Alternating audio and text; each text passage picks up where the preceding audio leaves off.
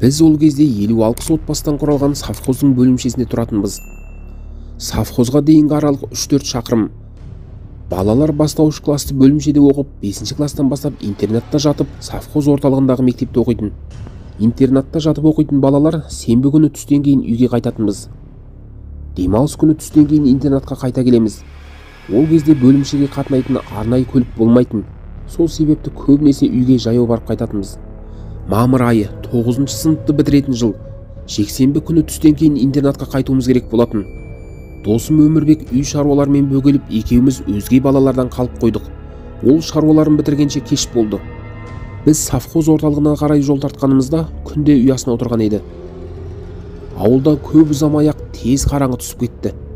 Өмірбек қолындағы Қытай фонаригімен жолға жарық түсіріп келеді. Сөйтіп келе жатып Өмірбек шайтан туралы әңгіме айтты. Мен де қосылдым. Бір кезде өз әңгімемізден өзіміз қорқып, алаңдап жан-жағымызға қарай бастадық. Құдды бір алдымыздан шайтан шыға келетін сияқты, үнсіз келеміз. Айналадан түсініксіз дауыстар естілетін сияқтанып кетті. Бұл кезде біз совхоз бен бөлімше ортасында орналасқан ескі қашардың тұсына келгенбіз. Бір кездері мал ұстауға пайдаланған ескі қашар соңғы жылдары бос тұратын. Ескі қашарға жақын қалғанда Өмірбек тоқтай қалып, "Ананы көрдің бе?" деп сұрады. "Нені?" дедім.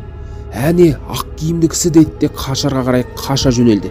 Ақ киімді кісіні көрмесем де мен де қорқып Өмірбектің соңынан ере жүгірдім. Қашып келіп қашардың ішіне кірдік. Сыртқа қарай ашылатын есікті ішінен тартып тұрмыз. Ақырын тыңдадық. Расымен де сыртта бірдеңенің жүргені байқалады. Бір кезде жаңағы сыртта жүрген құбыжық есікке келіп сыртынан итере бастады. Шамасы есіктің сыртқа қарай ашылатын білмес керек деп ойлап тұрмын. Алғашында ештеңені түсіне қоймасам да енді қатты қорқа бастадым. Сәлден соң белгісіз құбыжық қашардың артына қарай кетті. Өмірбек маған есікті тартып тұруды тапсырып, өзі қашардың артқы қабырғасындағы тезек шығаруға арналған тесікті бекітуге кірісті. Сол жерде жатқан бір ескі киізді алып тесікті бекітті. Арадан қанша уақыт өткен белгісіз. Бір кезде Өмірбектің бағанағы тесікті бекіткен киізін біреу ішке қарай итеріп түсіріп жіберді. Сыртқа қашып шықпақ болып едік, есікті сырт жақтан біреу итеріп тұр. Түсініксіз дауыстар шығады. Қашып бұрышқа тығылдық. Өмірбек фонариктің жарығын қарсы жақ бұрышқа түсірді де, "Ананы қара" деп айғайлап жылап жіберді. Өмірбектің қолындағы фонарикті алып қарсы бұрышқа жарық түсірдім. Үлкен қара кісі тұрған сияқты көрінді. Қорыққаннан жалма-жан фонарикті сөндірдім. Сырттан пыс-пыс еткен дыбыс естіледі. Қозғалуға шама жоқ. Екеуміз бір-бірімізге тығылып құшақтасып отырмыз. Бір кезде менің дәл жанымнан біреудің аяқ дыбысы естілгендей болды. Екеумізде де еш қозғалсыз қатып отырмыз. Қанша уақыт өткенін білмейміз. Бәрі тынышталған секілді. Кеттік, сыртқа шығайық десем, Өмірбек орнынан тапжылмайды. "Өмірбек" деп шақырсам тіл қатпайды. "Өмірбек, Өмірбек" деп жұлқыладым. Ол менің дауысымды естімеген кісі сияқты бетіме қарап үнсіз тұра берді. Енді жын шайтаннан емес, Өмірбектің мына күйінен шошып кеттім. Қолынан жетектеп есікке қарай беттедім. Есікті итеріп едім, ашылды. Сыртқа шыққанда байқағаным, ай туып дала жарық болып тұр екен. Есік алдында 2-3 сиыр жүр.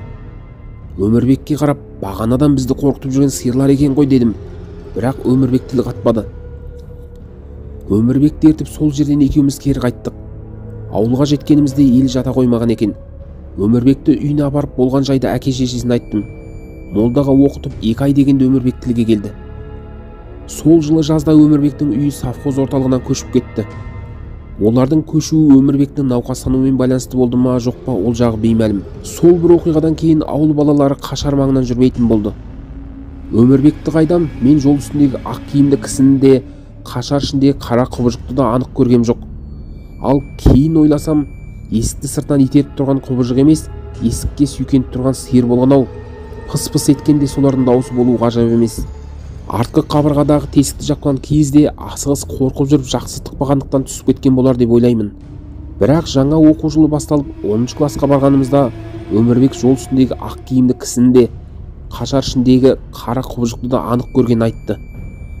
Алғаш жол үстінде ақ киімді кісіні көргенде құлағына біреудің "Қашарға қарай қаш" деген дауыс естілген екен.